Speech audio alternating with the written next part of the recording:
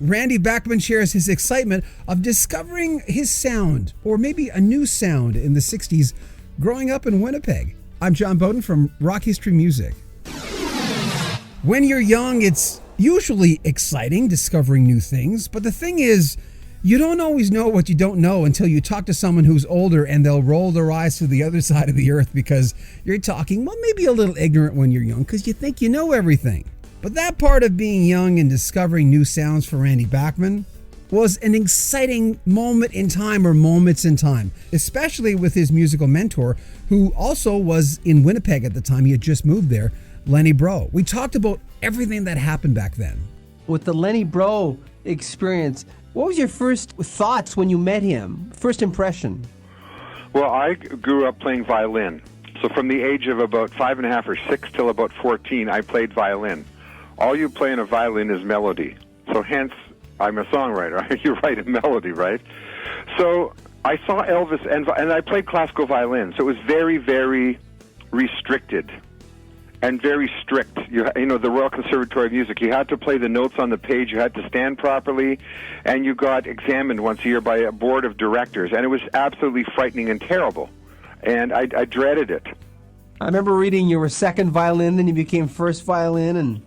Yeah, but it's not a fun thing. What my fun thing was watching the Tommy Hunter show on TV. When King Gannon was on, he'd play fiddle. People would go crazy. They would dance to the fiddle rather than sit there and applaud like classical music. Yeah. Or the Don Messer Jubilee used to be on every Saturday night. I used to watch that, and Don Messer would play, and he had like 3 or 4 guys playing fiddle, and everyone would do this dance. And I wanted to play music people dance to. And then I saw Elvis on TV, and it was like, wow, suddenly rock and roll, this wave hit Winnipeg.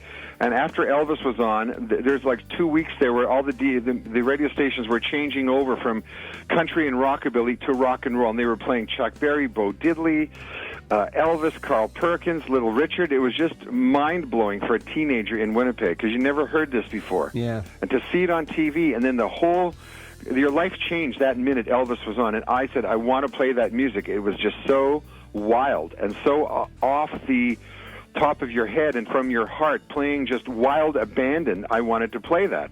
And at the same time, a country band moved to Winnipeg, and they registered with CKY. So they were CKY's band, and they would play all the dances around Winnipeg, barn dances and sock hops and everything. And they were called the CKY Caravan because they traveled everywhere. And it was like a Roy Rogers, Dale Evans, big fringe shirts and cowboy hats. And they did Webb Pierce and Johnny Cash and Ray Price. And the young guitar player in the band was Lenny Breau. The lead singer of the band was his father. The other singer was his mother. He was the Roy Rogers, and she was the Dale Evans. The little guitar player, who was 16 at the time, I was 15, was Lenny Breau. They moved to Winnipeg. They lived in a motel for a couple of months, and when they finally got a house to rent, it was across the street from some friends of mine, some girlfriends. So I got to meet him. I saw him play fingerstyle guitar that totally blew my mind, and to me it sounded like a string quartet. So I could hear all the parts he was playing. I just didn't know where to put my fingers. I didn't know the strings, the names of the strings on a guitar or anything. I was a violin guy. So my cousins taught me 3 chords on a guitar. I went to Lenny, showed him the 3 chords. I said, I can move my fingers like that. I can hear your bass note. And he was quite surprised at what I could pick out, having never had a guitar lesson. Was he a friendly guy? Very, very friendly, and also very lonely. He had just moved to town. He had no teenage friends. He played in his family's band. His mother and father led the band. They was all adults, and here he had been playing in the band since he was 10. So he was in this weird world playing with adults. No kidding. So I was this teenage guy. I had these 2 beautiful twin sisters that lived across the street that I introduced him to. And I introduced him to American Bandstand. I brought him rock and roll singles and 45s because he was into country and then getting into jazz. And once he taught me 3 or 4 Chet Atkins albums, every song, every lick. Go and listen to a Chet Atkins album. It's not country guitar. Yeah. He plays Broadway standards, he plays jazz, he plays flamenco, he plays rock and roll, he plays rockabilly. He played on Elvis's early hits and the Everly Brothers and all that kind of stuff. So Chet Atkins was really a hip guy to get into as my first study book, with Lenny Breau as my professor, so to speak, or my facilitator. And after that, Lenny started to get into jazz, and it was just so frightening for me, all these extra notes. I love do, mi, so, do, and that's what rock and roll was, Yeah. And I just soared right into Chuck Berry and Scotty Moore and Elvis, and I played in every band I could rock. So Lenny got into jazz. He showed me a bunch of jazz chords, and I took them, and I said, and he always said to me, learn to write songs.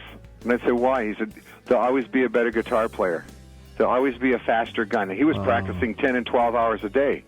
And I kept saying to him, I want to play like Hank Marvin from the Shadows. I want to play like Duane Eddy. I want to play like Chuck Berry. And he'd say, that's great. Learn to play that way, but don't stop.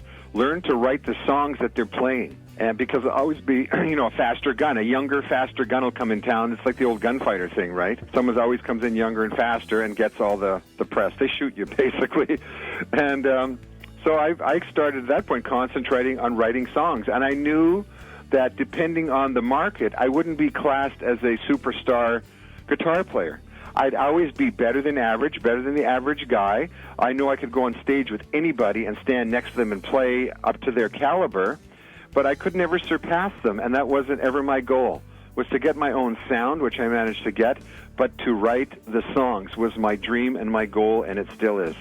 By George By Bachman is Randy's brand new album. It's a tip of the hat to the late, great George Harrison, with different interpretations, very different, of some of his classic songs. There'll be links in the description of this video.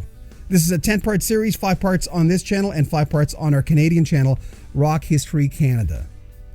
Make sure you comment on our videos, subscribe to our channel, and share our videos. I'm John Beaudin from Rock History Music.